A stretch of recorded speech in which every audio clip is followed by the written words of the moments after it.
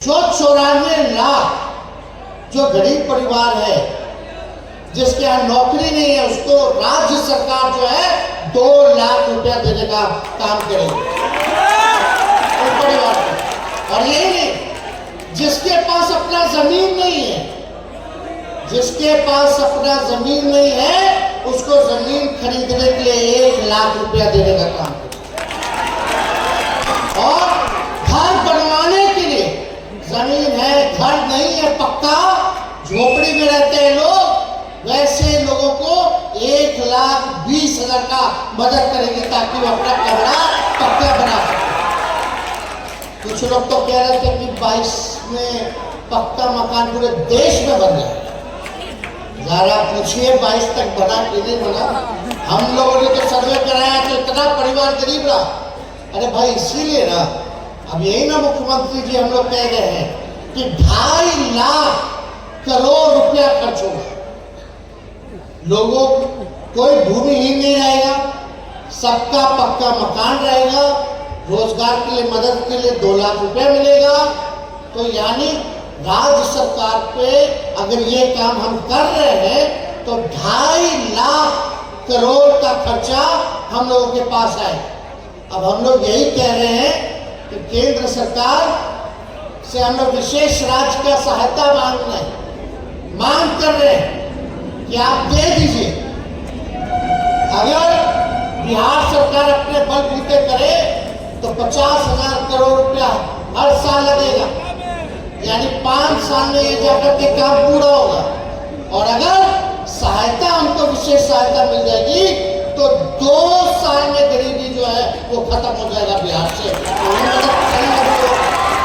तो इस काम में हम लोग चाहते लगे, लेकिन जो भी योजना होता है केंद्र सरकार का, पहले होता था 19:10, 90% वो अपने योजना का देते थे, 10% राज्य सरकारें देती थी।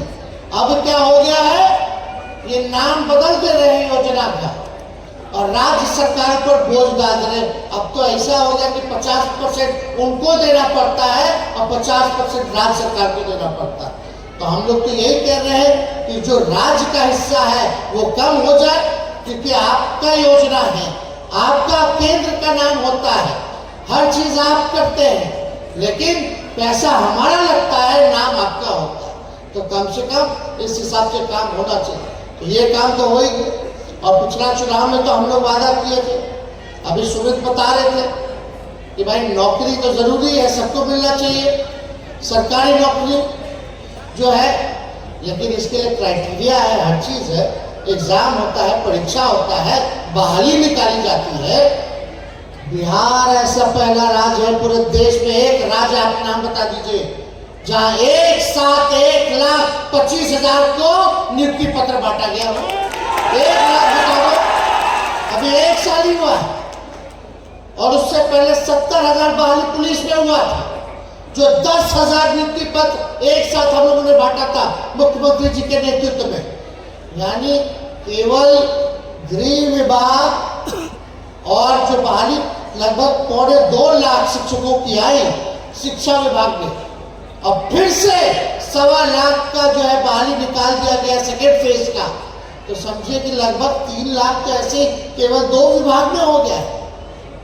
अभी तो स्वास्थ्य विभाग बाकी है, स्वास्थ्य विभाग है मेरे पास, उसमें काम चल रहा है, पब्लिक हेल्थ कैडर ला रहे, 1,60,000 उसमें हम लोग बहाली निकालेंगे।